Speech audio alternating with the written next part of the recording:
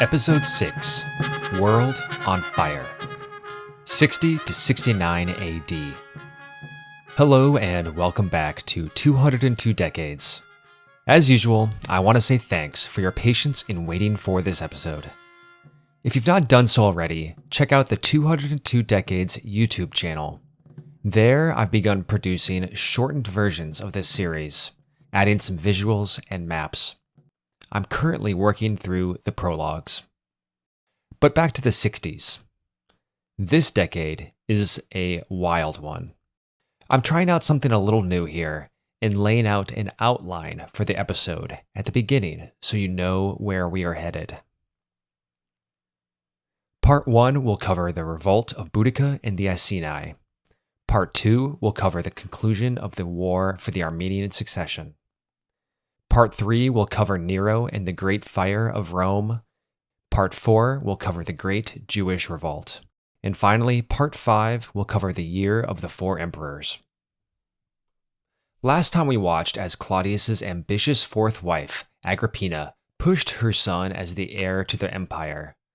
Now at the top, they eliminated anyone who stood in their path to power, even Claudius himself. With young Nero as emperor, Agrippina now expected to have even more control over the affairs of state. For a little while, she did. But Nero quickly tired of his mother's telling him what to do and how to behave. Nero enjoyed a cultured and sensuous life of music, theater, and feasting. Not so much the boring affairs of state. While his mother chided him to take more responsibility, his two advisors, Seneca and Burrus, were happy to govern in his place and let Nero be Nero. This arrangement went well for the empire. The first 5 years of Nero's reign were long remembered for their peace and prosperity. In 59, things began to change. Nero's new love interest, Parthia, convinced him to finally be rid of his troublesome mother, and she was killed under his orders. At the same time, Nero began to reach erratically for the reins of the administration. At first, he was talked out of his worst impulses, but soon he would not be restrained. During the latter half of the 50s, the Parthians of Persia effectively took control of Armenia and installed the brother of the Parthian king as king of Armenia. Nero sent the general, Corbulo, to deal with the situation. Corbulo carefully prepared his army, and when the timing was right, he launched a campaign that quickly captured Armenia and installed a king favorable to Rome on the throne. But the Parthians had been distracted by threats at home. As the 60s begin, we will see them turn their full attention on Armenia. Before we get there, though, we have to jump to the opposite side of the Roman world, to Britain. With so much going on this decade, I'm going to try to keep things as chronological as possible, without breaking up individual threads. Part 1. The Revolt of Boudicca and the Iceni. Alright, so 2 decades prior, the conquest of Britain had gotten underway. The conquest began in the southeast corner of the island, but by the 60s, Roman control had expanded to cover most of the south. Long gone were the days of general organized resistance. Now, the Romans were making inroads into the fierce and wild woods of Wales. Not all of the land was directly annexed by the Romans, though. Many of the tribes were still nominally independent allies of Rome. One of the larger and more powerful of these were the Iceni, who lived in the eastern lowlands of what today is Norfolk. Prasutagus was their king, and under his rule, the Iceni remained allied to Rome. When he died in 60 AD, his will left half the kingdom to he and his wife Boudicca's daughters. Either in a bid to more directly control the area, or because of real cultural differences, the Romans did not recognize this transfer to women, and they seized the late king's property and annexed the kingdom. Tacitus spells it out. Kingdom and household alike were plundered like prizes of war, the one by Roman officers, the other by Roman slaves. As a beginning, his widow Boudicca was flogged and their daughters raped. The Icenian chiefs were deprived of their hereditary estates as if the Romans had been given the whole country. The king's own relatives were treated like slaves. For the honor-focused culture of the British Celts, nothing could have been more offensive. Boudicca quickly met with the nobility of the Iceni, and a larger force was rallied into rebellion. Neighboring tribes soon joined the revolt, including the powerful Trinovantes, who had been ousted from their land to make room for the settlement of Roman veterans around Camulodunum. Naturally, then, Camulodunum was the first target of the rebellion. Absolute numbers for the rebellion aren't known, of course, but we'll see soon that this force must have been large, in the tens of thousands at least. With word of the Boudicca-led army approaching, destroying Roman settlements on their way, the procurator sent a few troops he could spare from Londinium. But they weren't enough. The Iceni and their allies broke through into Camulodunum and sacked it. Soldiers, veterans, and townspeople fled to the temple of Claudius, where they held out for 2 days before it fell and they were slaughtered. Boudicca turned her army now toward Londinium. Unfortunately for the Romans, the governor of Britannia, Gaius Paulinius, was far off on the Welsh island of Anglesey with the bulk of his army. Under Claudius, expeditions into the wild woods of Wales were not considered worth the energy. But with Nero's ascent, the Romans had the go-ahead to expand into the hostile country. Claudius's caution would prove to be warranted. With the governor and his army away, the heart of Roman Britain was nearly undefended. Word reached Paulinus of the uprising, but it would be days before he could make it back to Londinium. He and his 14th and 20th legions raced back southeast. In the meantime, the only force available was the 9th Legion. Undermanned, this legion hastily marched the 80 miles or 130 kilometers south to defend Londinium, but it was wiped out by the much larger Celtic army. The governor arrived at Londinium just before Boudicca's army, but exhausted and still awaiting reinforcements from Exeter, he knew he could not defend the city. Londinium, the most populous town in Roman Britain, was abandoned. The city was captured and destroyed. Any who had not fled with the army were slaughtered. The Iceni and their allies destroyed Verulamium, modern St. Albans, as well. Tacitus says, "The natives enjoyed plundering and thought of nothing else. Bypassing forts and garrisons, they made for where the loot was richest and protection weakest." Boudicca sought maximum retribution. As many as 80,000 Romans had now been killed. Paulinus collected his scattered troops and gathered them at Watling Street, a Roman road running northwest from Londinium. He now had about 10,000 soldiers, and he picked a site to meet Boudicca in battle. Still heavily outnumbered, he set up his army in a narrow pass to avoid being surrounded. The Celtic horde led by Boudicca came to meet him. She, with her daughters beside her, led the army from atop a chariot. As the battle began, the families of the Iceni camped on a hill overlooking the battlefield to watch the fight. The Britons advanced, and Boudicca rode back and forth, shouting encouragements. The Romans were drawn up in close order. They threw their javelins, called pila, then advanced in a wedge shape. The force of the Roman advance shattered the lightly armored Britons, and they broke. The battle turned into a slaughter. Though totally outnumbered, the Romans had destroyed Boudicca's coalition. Britain had been saved for the Romans. Paulinus kept his army in the field and exacted reprisals on hostile and even neutral tribes. He was soon replaced, though, and the new governor gave amnesty and leniency to the rebels, which helped prevent further uprisings. At the worst of the revolt, all seemed lost in Britain for the Romans. For a moment, Nero had considered withdrawing Roman troops from the island and abandoning it to the British. It's interesting to speculate on how the history of Britain and the Empire would have differed if this had been the case. But the Romans had won, and Nero was saved from that embarrassment. On the other side of the Empire, Armenia would provide that embarrassment. Part 2. The conclusion of the War of the Armenian Succession.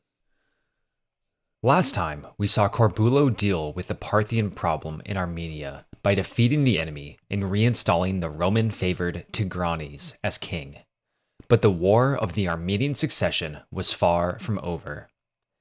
Corbulo and the Romans knew the peace was fragile and had only been achieved by Parthian inaction.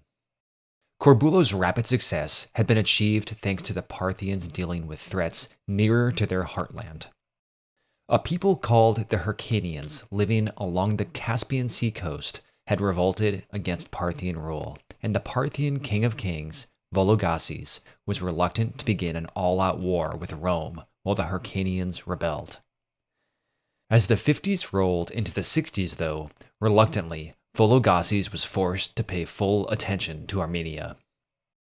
In 61, the Roman-favored king of Armenia, Tigranes, made the rash move of raiding into Adiabene, a border territory of Parthia, possibly thinking they were too occupied with the revolts to retaliate. If so, this was a major miscalculation. With the governor of the invaded territory pleading for protection and his prestige at stake, Vologases now rushed through a peace deal with the Hyrcanians. He called together an assembly of the Megastanes, the grandees or nobles of the empire, and there he crowned and reaffirmed his brother Tiridates as the rightful king of Armenia. The Parthian army assembled and entered Armenia with a significant cavalry division led by Moneses. Stationed in Syria, Corbulo caught wind of the Parthian mobilization, and he sent 2 legions, the 4th and the 10th, into Armenia. At the same time, he sent the remaining 3 legions under his command, the 3rd, the 6th, and the 15th, to guard the crossings of the Euphrates River, fearing that the Parthians would use the situation to attempt to invade Syria. As the governor of Syria, protection of his province occupied his energy, and unable to defend Armenia at the same time, he petitioned Nero to send a legate to Cappadocia who could lead the campaign in Armenia. Before Rome could send a new legate, Moneses and his army had rushed to the walls of the Armenian capital, Tigranocerta, but they found the city well defended by natural defenses, the Roman garrison, and the local Armenians. Tigranes, in anticipation of the assault, had gathered supplies to withstand a siege. The cream of the Parthian army was its cavalry, both horse archers and cataphracts, which are heavily armored proto-knights. But these were no good in a siege. Instead, the Parthians relied on infantry recruits from the border region of Adiabene. Hoping speed was on his side, Moneses ordered an assault on the city, but his Adiabene forces were easily driven back, and then many were killed by a force which sallied forth from the city. Despite, or perhaps seizing upon this success, Corbulo took this opportunity to send an envoy to Vologases. The Parthian king was in a rough position. The initial assault had failed, and shortly after, the cavalry had been handicapped by a shortage of pasture land to graze the horses in the area. Tacitus says a plague of locusts had conveniently eaten much of the grassland of the Armenian valleys. Vologases agreed to withdraw his army from Armenia, but required his own envoy be sent to Rome to negotiate. To the shock of the Romans, Corbulo also withdrew the 2 Roman legions that had been sent to Armenia. Perhaps the Parthians had only agreed to retreat if the Romans did as well. But why, if the Romans were victorious, should they leave Armenia? Why, it was asked, had the Roman army been withdrawn from Tigranocerta? Why had they abandoned in peace what they had defended in war? Was it better for them to have wintered on the confines of Cappadocia in hastily constructed huts than in the capital of a kingdom lately recovered? Accusations flew that Corbulo feared risking his reputation for success. The Parthian envoy journeyed to Rome, and in the meantime, a truce held. By 62, though, the negotiations had fallen through, and war resumed. Nero sent a consul from the previous year, Lucius Caecilius Paetus, who brought with him the 5th legion, increasing the total under his command to 3 legions. It was noted by many that Corbulo kept his veteran legions with him in Syria, while the ones who would be actively involved in a war in Armenia were the less experienced ones. Corbulo sat and fortified the crossings of the Euphrates. Nevertheless, Paidas marched into Armenia and headed to Tigranocerta, which the Persians had managed to capture shortly after the war resumed. Remember, the Roman troops had withdrawn. Paidas had rushed his way to the Armenian capital and neglected supplies and a proper encampment for the coming winter. The army had to spread out and scavenge the land for supplies. They captured some minor forts and won some small skirmishes, but without any lasting success. With the winter at hand and the supplies depleted, Paidas pulled out of Armenia, with his forces now stretched and dispersed. But the report he wrote to Nero bragged of his success. Down to the south of Armenia, the Parthians had been planning on invading Syria. But when the initial forays were made toward the crossing, they found Corbulo more than prepared to face them. A flotilla floated in the river, equipped with catapults, which hurled stones on the Parthians before they could get into arrow range. And worse for the Parthians, Corbulo's men had constructed a bridge across the river and established a fortified foothold on their side of the river. Vologases and the Parthians turned back. Attacking that was not a good idea. So Vologases and the Parthians put their full attention on winning in Armenia. They attacked the remaining Roman positions in the country, and Paidas was caught off guard. His men were spread out, garrisoning their small forts. His officers were on extended leave, and most of his army was back in Cappadocia. He scrambled his forces and advanced to meet Vologases. While scouting ahead, his reconnaissance detachment was defeated, though, and instead of advancing further, he decided to withdraw to defend the entrance to Roman territory at the Taurus Mountains. But this move stretched his army even further.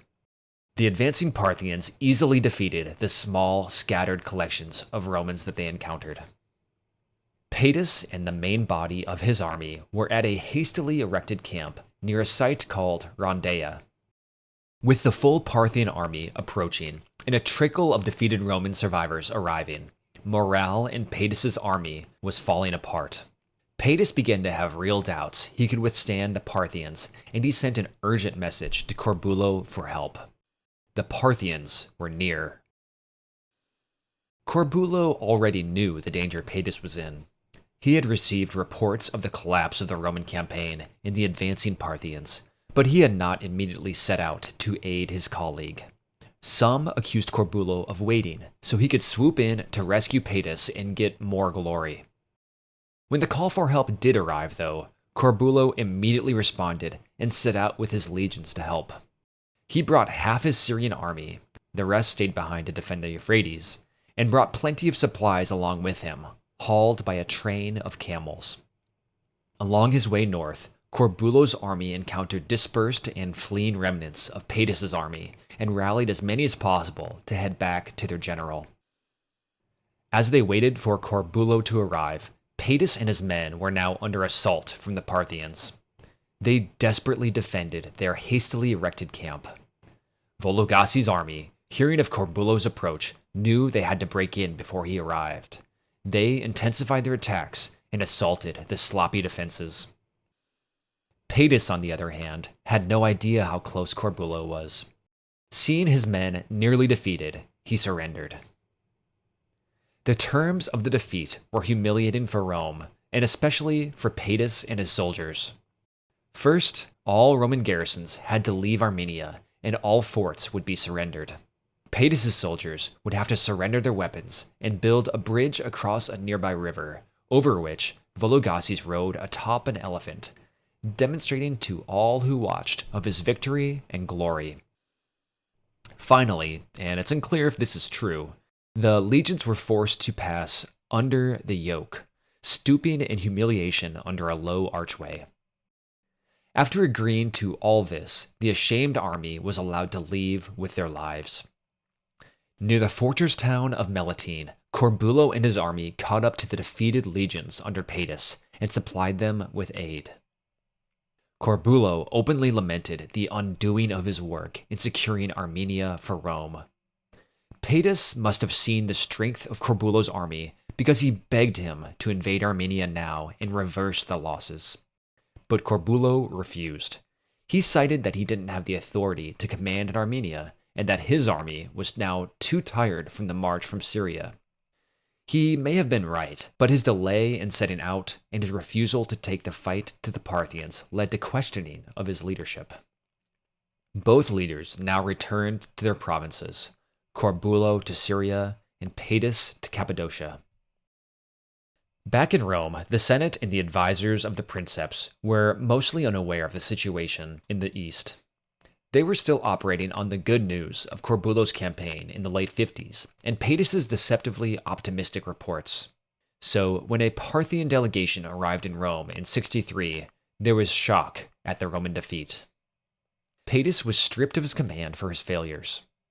Command of the Armenian campaign was returned to Corbulo. Envoys from Vologases soon arrived in Antioch and demanded Corbulo remove his foothold on the Parthian side of the Euphrates. This proved to be a valuable bargaining chip for the Romans. Corbulo agreed to remove his army and fortifications on the far side of the Euphrates, but only if the Parthians withdrew from Armenia. Reluctantly, Vologases agreed. Corbulo's foothold made the Parthians too vulnerable. Armenia was now empty of both Roman and Parthian armies. Still, the Armenian king remained the Parthians' choice, Vologases' brother, Tiridates. Now ready and rested, Corbulo sent the defeated legions to stay in Cappadocia, and 2 of his veteran legions went with him and entered Armenia. He sent ahead messengers and called to meet with Vologases.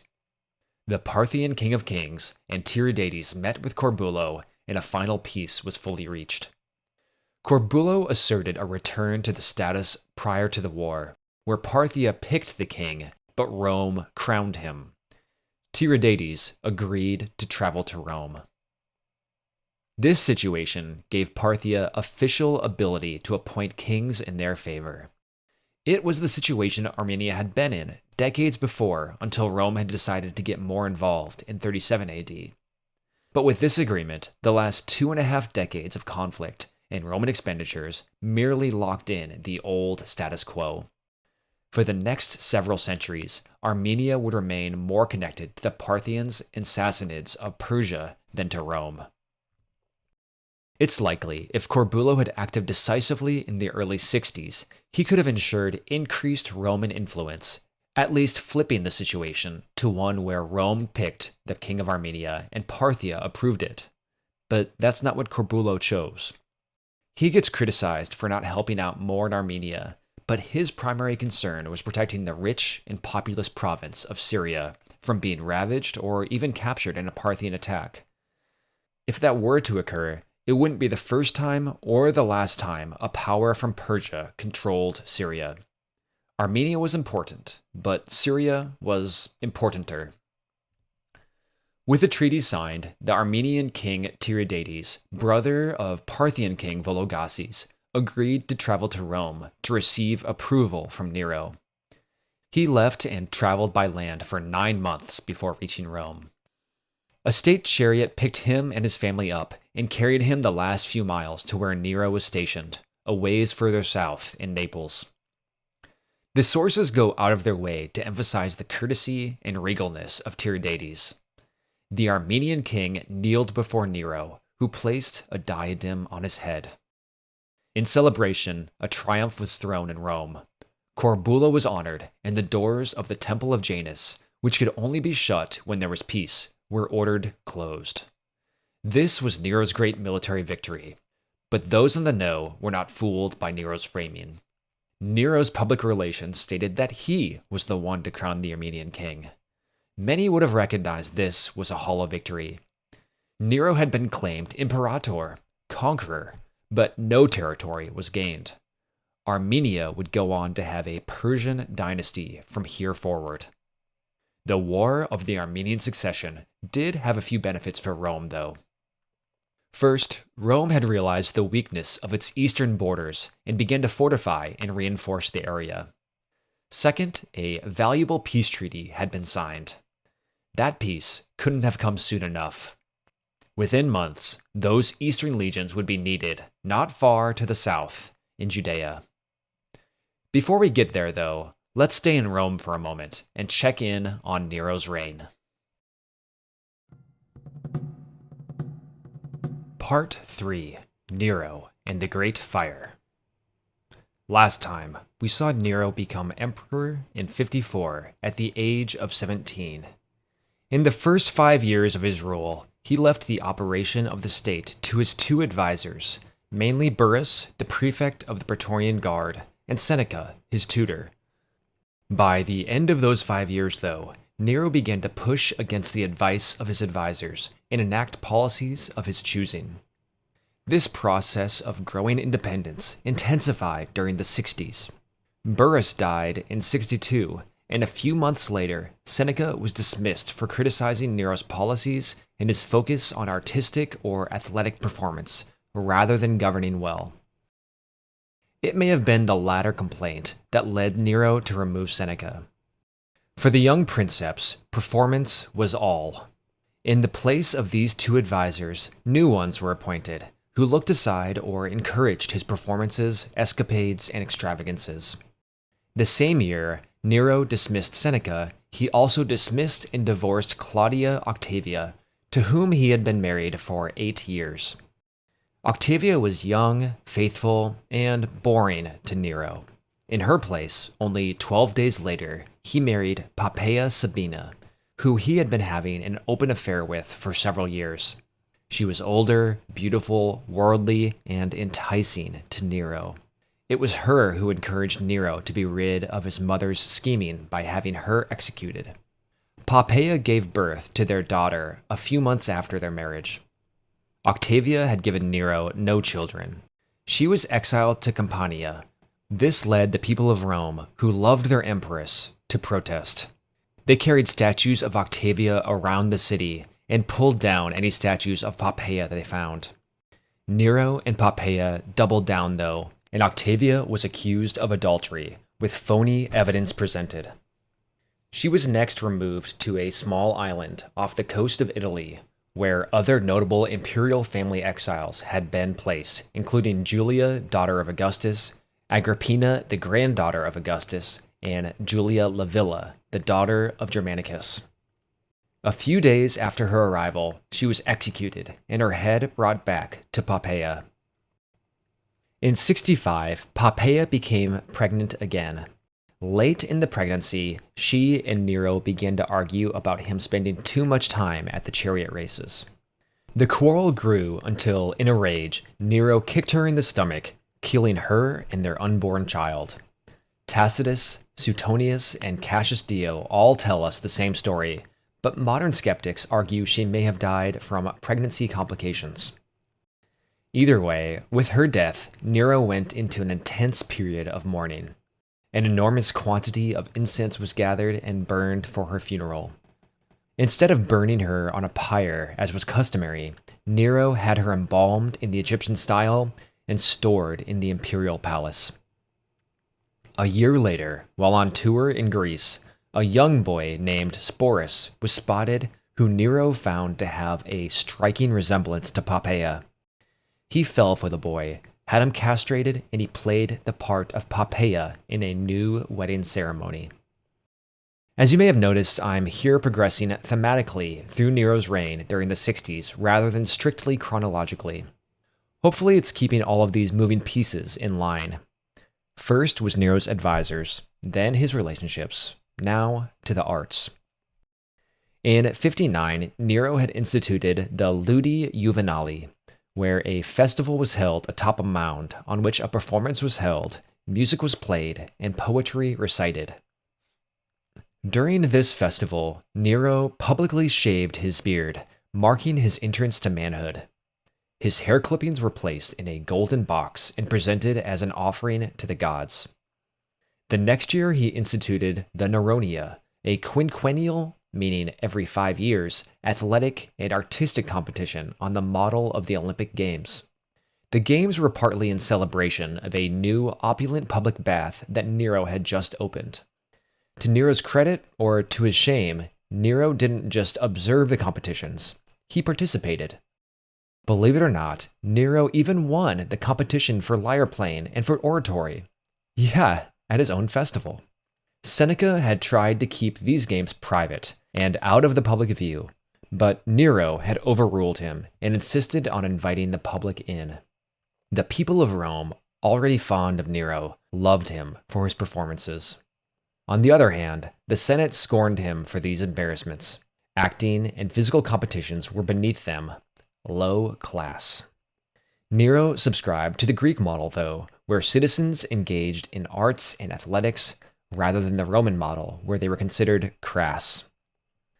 Undeterred by the turned-up noses of the Senate, Nero began to perform on the lyre for the public in a small concert. He apparently yearned for a larger crowd, and one where his talents would be fully appreciated. In 64, he took his show to Naples, the city to the south of Rome with proudly Greek roots. The audience packed the auditorium until it was standing room only to see their emperor perform. According to Suetonius, who says he had access to the documents and the few fragments that have survived, Nero actually had some talent in poetry. He composed his own epic on the Trojan War and another longer one on Rome. He went to the theaters of the city and acted for the crowds. The people apparently loved him at this point. Remember that our negative view of Nero, you can almost taste the bitterness when you say the name, is filtered through the lens of upper-class authors who wrote after his downfall. The same year he gained favor for his performances in Naples, he lost more favor later in the year. In July of 64, a fire burst out of the Circus Maximus in Rome and quickly grew to an enormous size. Fires were common occurrences in a city as large as Rome. Fires would have destroyed buildings monthly, if not weekly.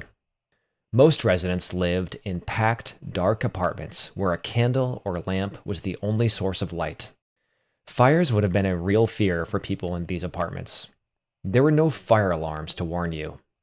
Small fires could easily spread to a whole building, and then they could easily spread to nearby buildings in the cramped streets of Rome at the time. The city had grown organically in the past couple of centuries, especially in the poorer areas where there was no civic planning. Imagine the twisting roads and irregular placement of buildings in a medieval town or a modern favela. So if a fire began to spread, the force tasked with stopping it were the vigiles. These were a combined watchman/police officer/firefighting force, which Augustus had regularized in 6 AD. Fires had spread several times before, destroying prominent buildings, but the fire which struck Rome in 64 was on a whole other scale. On July 18th of that year, a fire sparked and began to spread out of control in the mercantile area near the Circus Maximus. As it burned those shops, a strong wind blew in and spread the flames. Of the city's 14 districts, 3 were totally destroyed. 7 more suffered varying degrees of damage, and only 4 escaped the flames. People fled into the surrounding countryside while their homes were engulfed. The fires burned for 6 days before the flames were contained, but then they jumped and burned for a further 3 days. The fire killed thousands and destroyed many public buildings and estates of the wealthy. The Capitol and the Forum escaped. Looters and arsonists were blamed for spreading the flames and counteracting the work of the vigiles to stop the spread. When these arsonists were stopped and interrogated, it said they claimed to be acting under orders, but they wouldn't say who had ordered them. Nero wasn't in the city when the fire began. He was a little ways south, on the coast at Antium. When he heard of the fire, he rushed back to the city and was active both in organizing a defense against the fire and in supporting the homeless thousands. He opened up public buildings and the imperial garden to the people and fed them with his own funds. Tacitus says, "These brought him no thanks, since a rumor had gone around that at the very time when the city was burning, he had mounted his private stage and sung the fall of Troy, making present evils like ancient disasters." Many blamed him for starting the fires, or at the very least for taking advantage of the situation. It didn't help that he had recently been heard complaining of the haphazard design of the city and the poor beauty of his palace. The fire cleared up huge amounts of land, which Nero ordered be used for his new Domus Aurea, his golden house, an enormous palace complex about a third the size of New York's Central Park. Imagine mile-long colonnades, a rotating dining room, and a 120-foot-tall statue of Nero. With increasing unpopularity, Nero needed someone to blame, and he picked a scapegoat ready-made for suspicion: the Christians. Some were executed, some were crucified, others were set on fire or placed with animals in the arena. Tacitus says that despite the evil practices and dangerous superstitions of the Christians, at length the brutality of the measures filled every breast with pity. Humanity relented in favor of the Christians. Later church tradition holds that both apostles Peter and Paul were martyred during this persecution. The city of Rome was rebuilt after the fire in a more planned fashion. The streets were wider and straighter. The buildings had to use at least partially fire-resistant material. New porticos were built along the main roads, and the city of Rome emerged from the fire a more organized and beautiful place. Whatever criticism that can be leveled at Nero, he was a great patron of architecture, and it was under his patronage the formula and use of Roman concrete came into prominence. He left the city a cleaner, more beautiful, and safer place. Whatever popularity Nero lost due to blame for the Great Fire must have returned soon after. The next year, in 65, the Second Neronia Games were held. To the relief of the Senate, Nero was not slated to perform, but the public had come to see their emperor sing, and supposedly, without the help of paid-off cheerers called claques, the crowd began to chant and beg Nero to sing. Who was Nero to deny his people a show? He gave them what they wanted, and they cheered in a rhythmic clapping. The next year, while Tiridates was in Rome to receive his crown, Nero entertained him with singing and a chariot race, and even performed himself. He was not shy about his passions. I'm not sure what Tiridates would have thought of these displays, though. He apparently was a devout Zoroastrian, so devout that he had traveled to Rome nearly entirely by land, which took much longer than sailing, as it was a principle of his religion not to pollute water. So I'm not sure Tiridates would have been interested in the poetry, singing, or chariot racing, especially from the emperor who crowned him. The next year, in 66, Nero traveled to Greece, where he took part in the Olympic Games and take his little show on tour. In the games, Nero was acclaimed the victor in every category he participated in, including the chariot race in which he had fallen from his horse and never finished. He even won a few competitions where he didn't take part. He was so overcome with happiness at the applause he received that he declared that all of Greece would be exempt from taxation. Nero knew how to win over his audience. His tour of Greece was cut short, though, when news of another uprising reached him, and his advisors begged him to return to Rome. He did return, and did so with a triumph. His great victory? His 1808 prizes he had been awarded in Greece. The first conspiracy against Nero was the Pisonian conspiracy in 65. This was a conspiracy led by a senator named Calpurnius Piso. His plot was supported by several prominent senators, equestrians, and some in the praetorians and the army. The conspiracy was broad but sloppy in its secrecy. It was discovered when a freedman found out about the plot and betrayed the conspirators, hoping to gain favor with Nero. Some among the conspirators wanted to replace Nero with Piso. Others hoped to restore the Republic. Nero's response to the conspiracy was brutal. Anyone loosely connected to the plot was executed, including much of the extended Julio-Claudian dynasty. Even Seneca, who had been living in retirement for 3 years, was ordered to kill himself. Why had a plot to overthrow Nero arisen? The first reason is one I've already mentioned: the embarrassment Nero was to the upper classes. The princeps should have more dignity, by their logic. He should have spent more energy leading the armies, administering the state, or making them rich, bringing glory to Rome, not glory to Nero. While Nero had beautified the city, he was stretching the empire's finances. With his constant performances, hosting of games, and new building projects, he was quickly using up the reserves of the treasury. There's evidence of major outflows of currency from the empire to India for the purchase of luxury goods during this period. Two policies were implemented to improve the finances of the state. First, Nero picked back up the practices of Caligula, where wealthy citizens were accused and convicted on trumped-up charges, and then their property was seized. For example, Nero seized the property of 6 wealthy landowners in Africa, who together controlled half the province's wealth. Second, Nero began the practice of debasing the currency, reducing the percent of gold in each coin minted.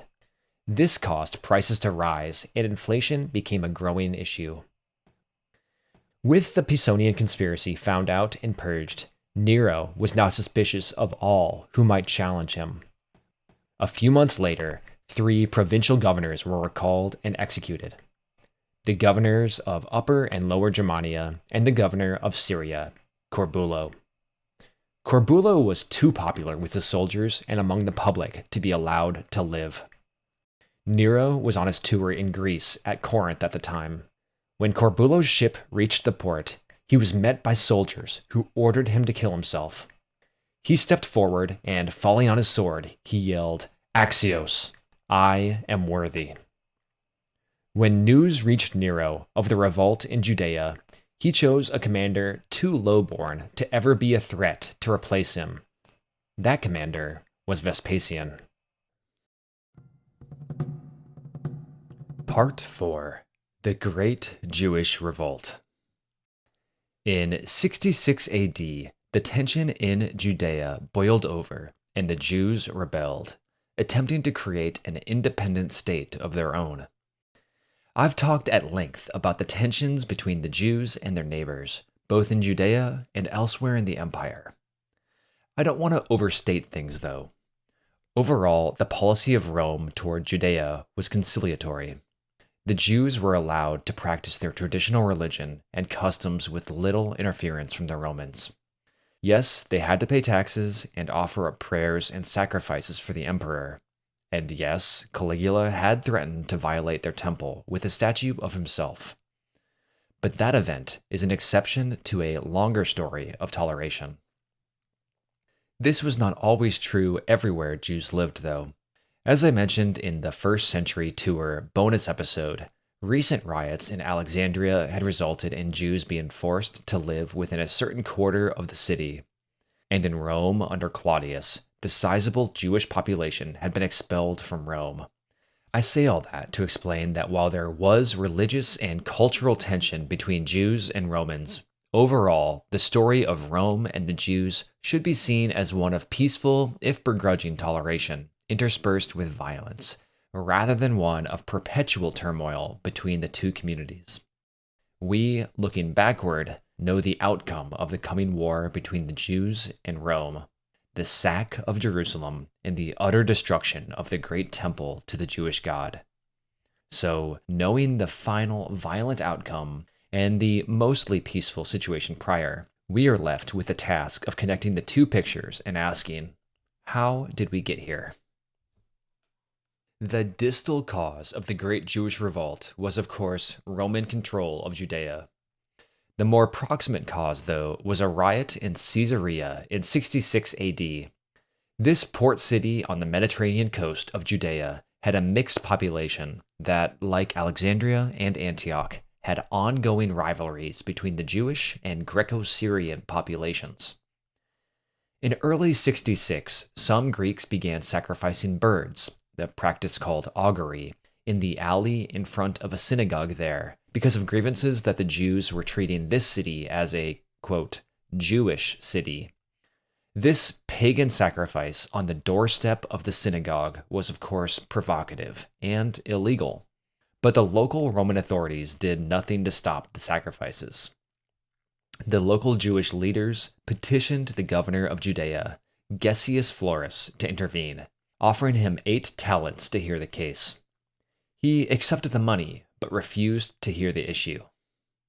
When Florus arrived in Jerusalem in May of 66 to collect back taxes from the temple, a crowd approached. Word of the indignities in Caesarea had reached Jerusalem, and there was anger at his inaction. The crowd mocked him by passing around a basket to collect pennies for poor Florus. Outraged, Florus let loose his soldiers on the crowd. He demanded the leaders of the Jews hand over the individuals who had mocked him for punishment, but the leaders refused and instead only begged for pardon. His demands not met, Florus sent his soldiers to the upper market of Jerusalem, where they went on an indiscriminate rampage, and according to Josephus, 3,600 were killed. Many others were captured and executed without a trial, including some who, though Jews, were also Roman citizens. This breach of the law tore down any remaining trust the Jews had in their Roman overlords. Needless to say, the anger over the events in Caesarea were now compounded by the slaughter in Jerusalem. Soon after, at the temple, one of the leading priests, Eleazar ben Hananiah, ordered prayers and sacrifices for the Roman emperor to be stopped. These had been offered twice each day, asking for the Jewish God to bless and make prosper the emperor and Rome. This cessation was an act of war. The Romans get a lot of credit for their tolerance of other religions, but that tolerance was conditioned on their submission and beneficence to Rome. Florus left the city, but a small garrison of soldiers remained. Protests erupted in Jerusalem, and factions formed between the moderates who wanted legal justice and the radicals who now called for war. Among the moderates were many of the wealthy residents of Jerusalem, people who had prospered under the Roman system. Included among them was Agrippa II, who was the great-grandson of Herod the Great and the appointed overseer of upkeep and operations of the temple complex. Word of the events in Jerusalem and the open defiance of the priest Eleazar spread into the countryside, and radicals poured into the city in the fervor of the moment. Among them were a splinter group of the Zealots, called the Sicarii, who for years had been committed to independence from Rome. The disagreements between the radicals and moderates in the city intensified to the point that many of the moderates were killed. The estates of many rich Jerusalemites were ransacked and destroyed. Agrippa II and many of the elite within the city fled and went north to Galilee. Far from uniting and standing against Rome, the scene in the city was closer to a purge or a civil war. Around this time, according to church tradition, many of the early Christians in Jerusalem fled across the Jordan River to the city of Pella in northern Jordan today. The Roman cohort of 600 soldiers that remained in Jerusalem was in no position to keep the peace or protect the elite. They had been holed up and surrounded in a garrison on the western edge of town. After several months trapped in their garrison, they came to terms with their besiegers and agreed to disarm and leave the city peacefully. Oaths were taken that they would not be harmed. But, led by the priest Eleazar, as the Roman soldiers laid down their weapons and began to file out of the city, they were massacred. The situation in Judea was rapidly devolving and not limited to Jerusalem. Judean militias fanned out across the province, attacking Roman officials and removing any signs of Roman occupation. A large contingent was even able to surprise a Roman fortress at Masada, southeast of Jerusalem by the Dead Sea, and seize it for themselves. With so much unrest, the governor of Syria, Cestius Gallus, gathered the 12th Legion with reinforcements from several additional legions, altogether with a force of around 36,000, and headed south from Antioch to restore order. By this time, many smaller cities had fallen out of Roman control and were now governed by local Jewish leaders, some aligning with the factions fighting it out in Jerusalem, others wholly independent. Gallus marched south and freed several towns, not being shy about slaughtering innocent townspeople along the way, as a foretaste of the coming corporate punishment. He made his way down the Judean coast before heading inland toward Jerusalem. With him was Agrippa II. They had not yet faced any substantial opposition, but their baggage train was frequently harassed. Approaching the city, a force of zealots rushed out and attacked. Josephus says that they were in such a rage that they broke through the Roman lines and killed over 500 Romans, losing only 22 themselves before they began to be surrounded and they fled back to the city. As Gallus's army began to move again toward the city, they were then attacked from behind by a smaller force that disrupted the tail of the army and stole many of their pack animals before retreating. The Roman army reached Mount Scopus, less than a mile outside the walls of Jerusalem, and made their camp there. They sent envoys to the city, promising amnesty if the rebels laid down their arms and surrendered. Instead, one of the messengers was killed, and the other was wounded but escaped. 3 days passed while the Romans scavenged the surrounding country for grain. On the 4th day, they descended on the lower part of the city, which was a newer, poorly defended suburb. Most of the residents fled into the upper city, which was better defended. Gallus's army set fire to the lower city and broke into the upper city and set up camp there. Josephus says that if Gallus had immediately assaulted the stronghold of the temple, the war would have ended here. It's unclear why he hesitated. Supposedly, some of the rebels, seeing the size of the Roman force, were persuaded to make peace, and they invited Gallus to meet with them to negotiate. Perhaps fearing treachery or set on punishing the rebels, he declined their invitation. With this diplomatic failure, the zealots reinforced their defenses of the walls. The Romans now spent 5 days assaulting the temple complex, but were repeatedly repelled. Again, Josephus says that if Gallus had continued his assaults for a little longer, the rebels would have capitulated. The Romans pulled back, though, and again, it's unclear why. Some speculate their siege weapons had been damaged or destroyed on the march to Jerusalem, and that they were suffering heavy losses in their assaults, unaware of the desperate conditions of those within the temple walls. Gallus now pulled his army out of the city and returned to his camp at Mount Scopus, which surely lifted the morale of the defenders. On their march back to the coast, the army was constantly dogged and harassed by enemy scouts. About 15 kilometers or 9 miles north of Jerusalem, the army had to march through the pass at Beth Horon. As they neared the pass, suddenly they were pelted by arrows and bolts from the hills above them. With the Roman lines now in disarray, the rebel Judean infantry charged down the hill into the legions. The legions suffered badly until the fall of night paused the battle, and the Judean army pulled back, waiting on the hills to finish the work come morning. Under cover of darkness, Gallus had 400 of his men stay put, but the rest of the Roman army snuck out of the pass, limping toward the Roman camp at Antipatris. In the morning light, the rebels saw they had lost the main legion. They quickly killed the 400 remaining soldiers.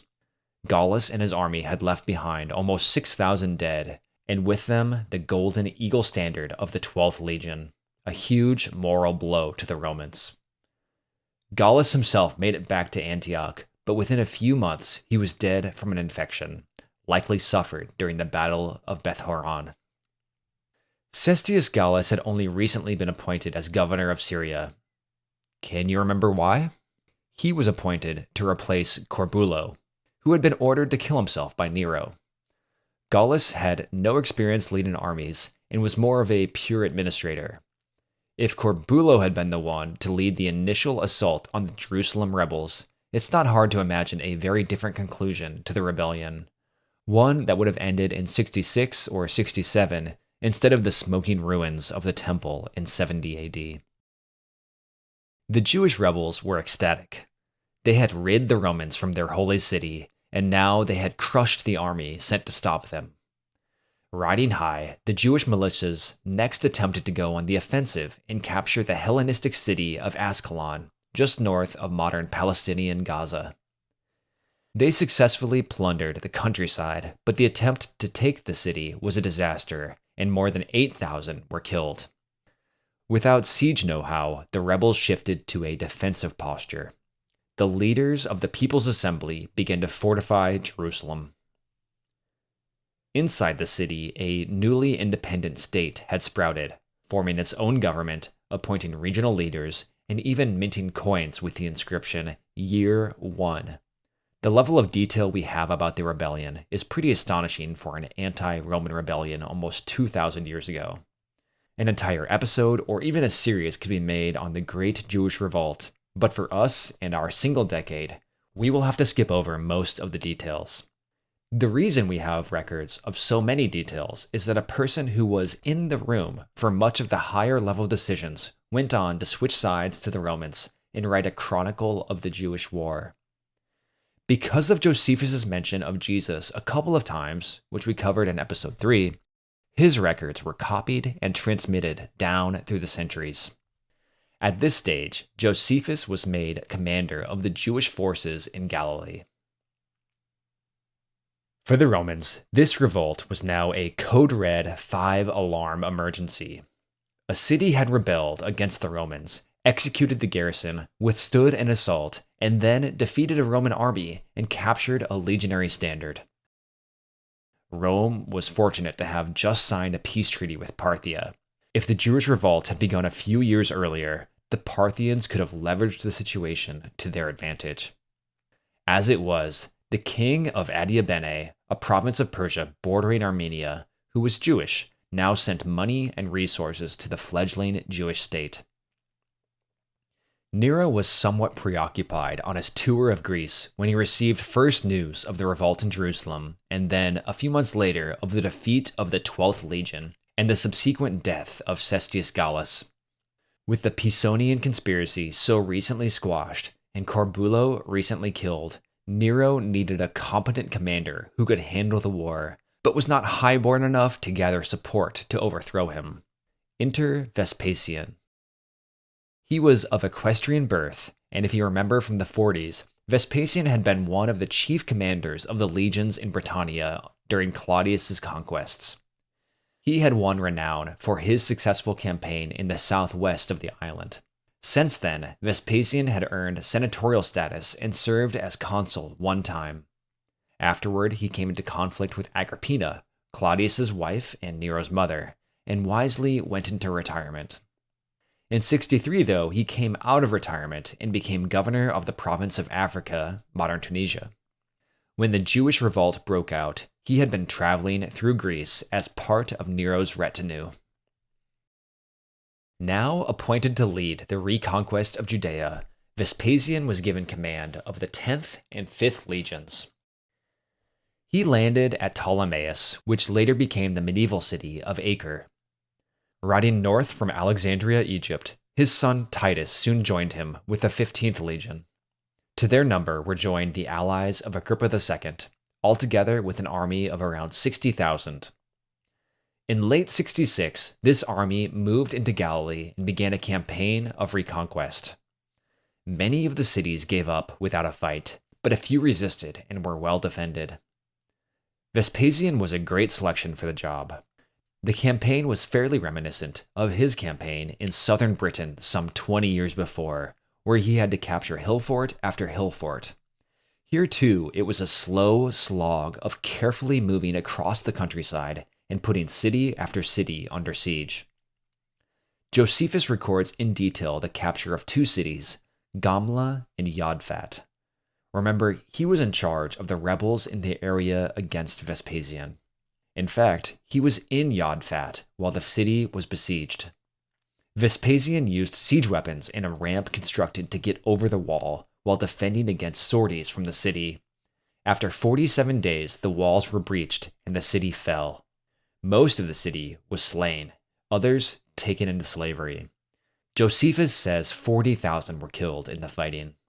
Among those captured was Josephus himself, who saved his life by supposedly prophesying that Vespasian would one day become emperor. Or at least that's what Josephus later reported.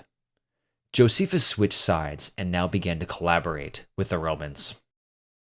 By the end of 67 AD, Galilee had been pacified, and Vespasian made Caesarea his base of operations. Having lost Galilee, the Judean rebels refortified the coastal city of Joppa, modern Jaffa. a small flotilla was built in the port. These boats were used for piracy and raiding.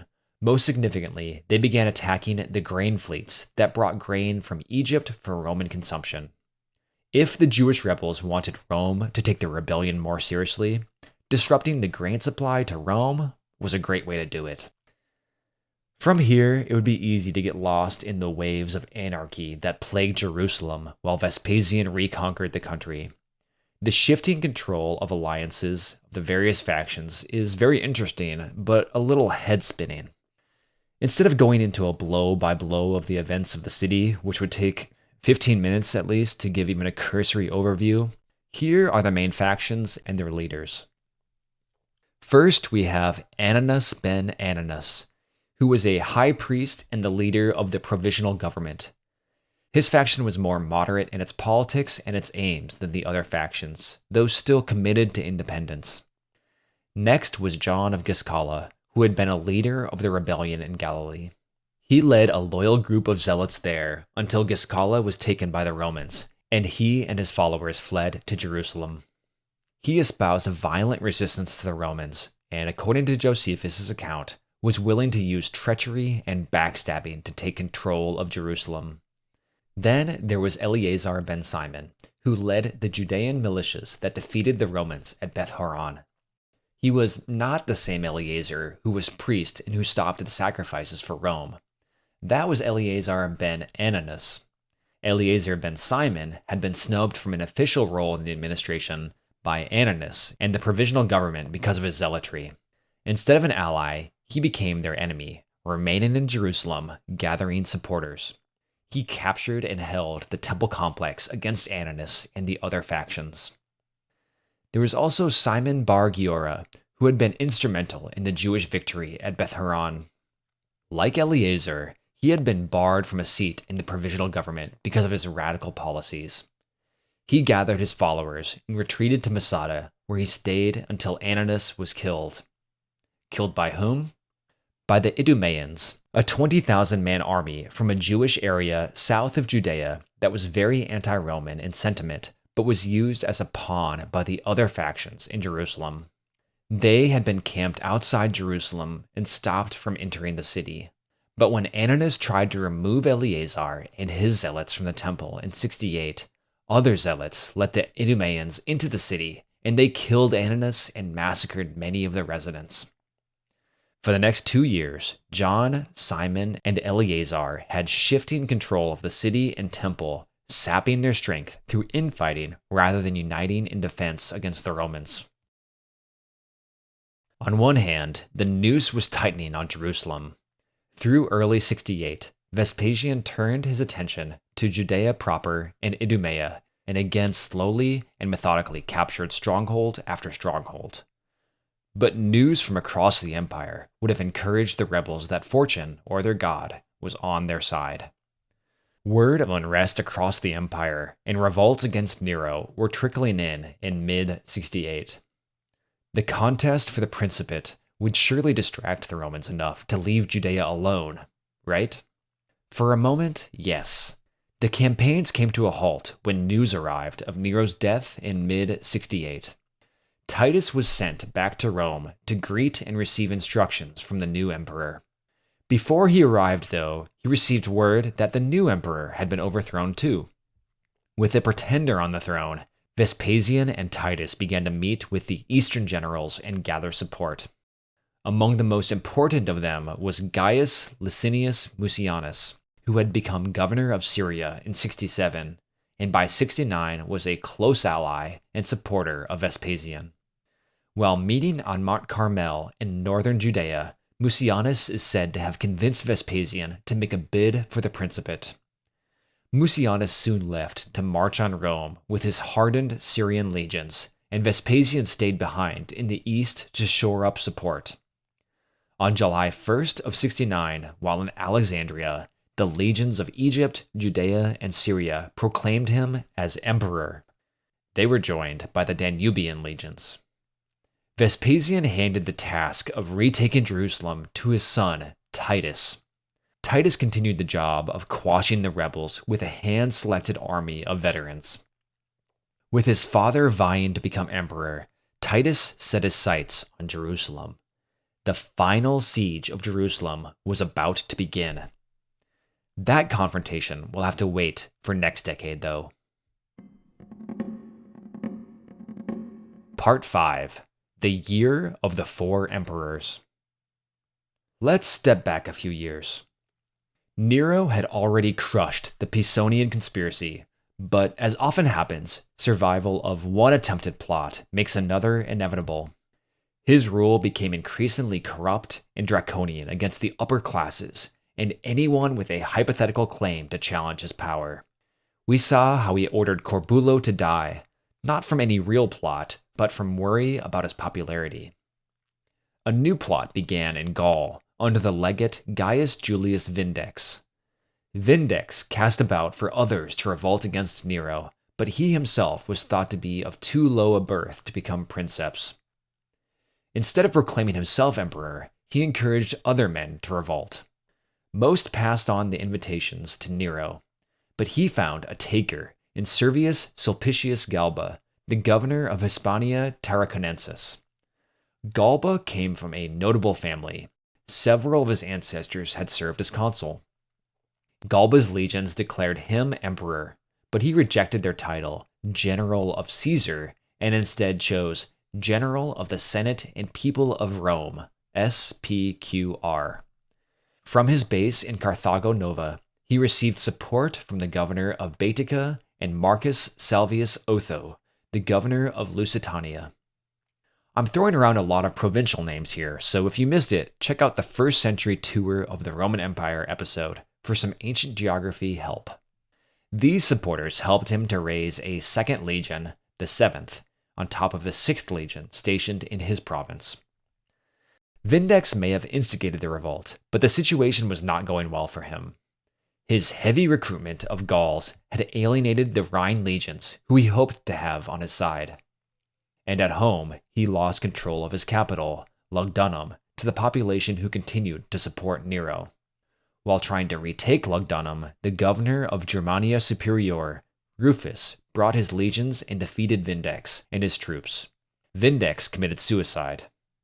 These victorious legions from Germania Superior hated Galba for his repressive term as their governor 2 decades earlier, and they tried to appoint Rufus as emperor, but he refused. Back in Rome, Nero was struggling to put together a resistance. This shouldn't come as a shock. He never had been in the frontier or met with the legions in the field. His most ardent supporters were the common people of Rome, who had benefited from his generosity. The army and the upper classes of the empire had no reason to love him. Apparently, Galba's emissaries were already secretly at work converting the Senate. By mid-April, it had become clear to the Senate that Galba's revolt was serious, and that the Praetorians were ready to ditch Nero. The Praetorian prefect had promised that if Galba became emperor, they would all receive a bonus payment. Not wanting to be left behind, and with the force of arms finally behind them, the Senate declared Galba emperor. When Nero heard the news he had been deposed, he grabbed a vial of poison and ran from his golden palace. The guardsmen he asked to accompany him simply ignored him or brushed him off. His absolute power had crumbled in an instant. Nero is said to have gone down to the Tiber to drown himself, but he lost the nerve. One of his freedmen offered to hide him at his estate, so in the dark, Nero walked 4 miles out of town. Hiding in the cellar, word arrived that he had been declared an enemy of the state. Nero thought of stabbing himself, but found the point of his dagger terribly sharp and delayed his death. He is said to have mourned, "What an artist dies in me." With the arrival of morning came the sound of horse hooves. The Senate's agents had tracked him down. Finally gathering the will, he stabbed himself in the throat. Nero was dead. The Senate was glad to see him gone, but many of the common people mourned the death of their emperor. With Nero died the last of the Julio-Claudian dynasty. Rome was in uncharted waters.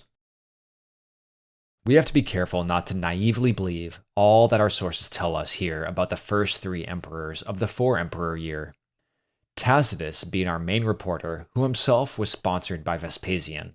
He is biased against Vespasian's immediate predecessors. But Galba's short reign of 7 months should grant some credence to Tacitus's report.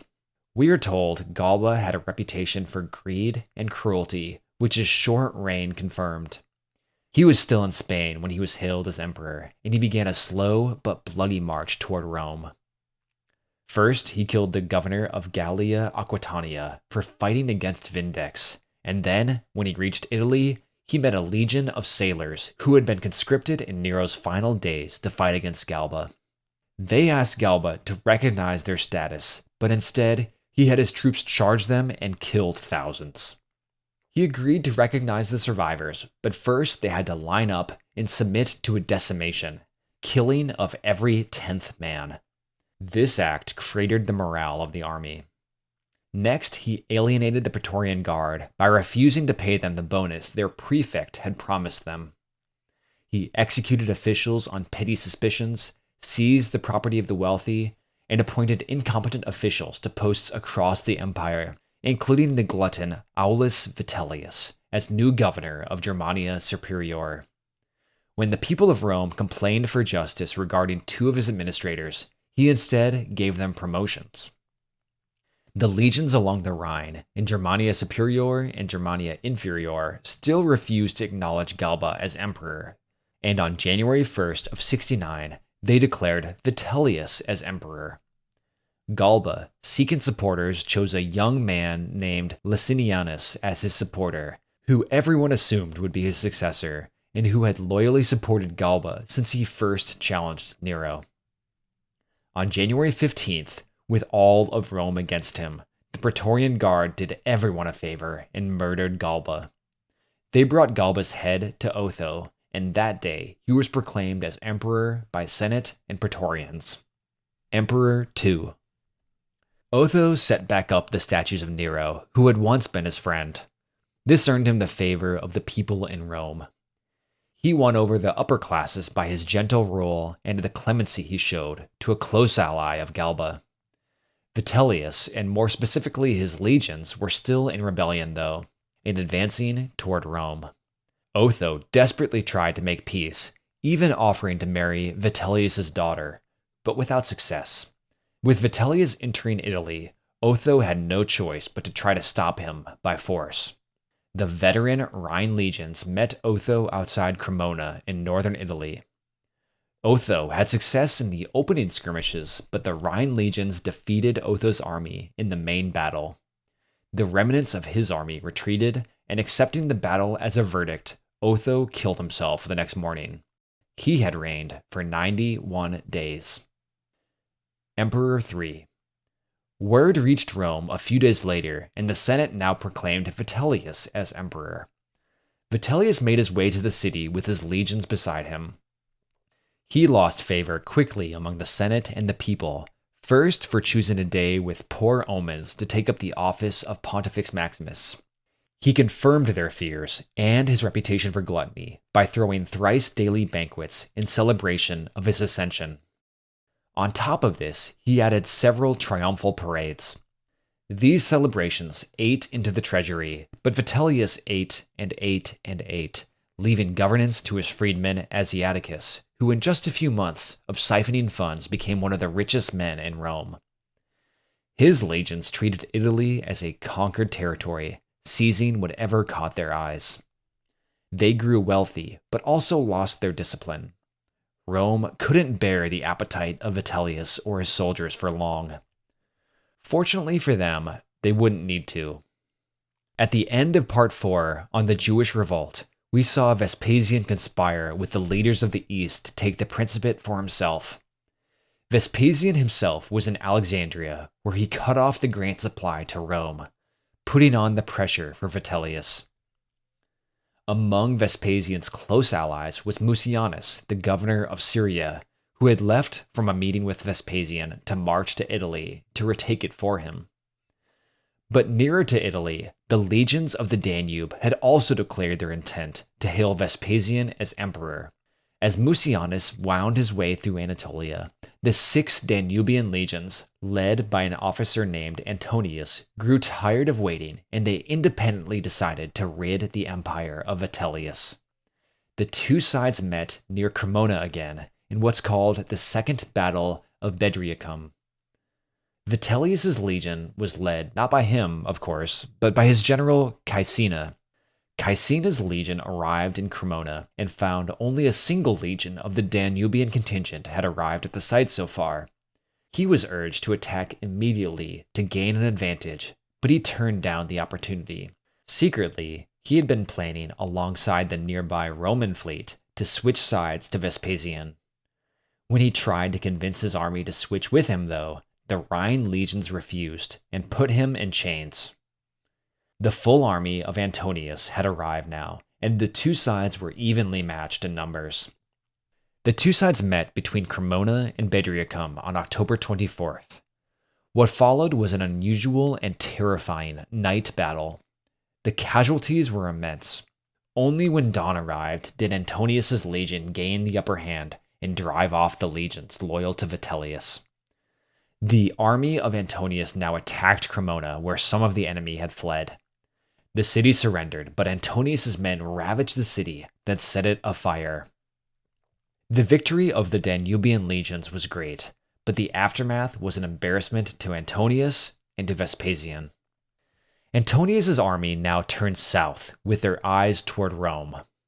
At first, Vitellius prepared to hand over the imperial regalia and abdicate, but the Praetorians refused to allow him to go out to meet Antonius.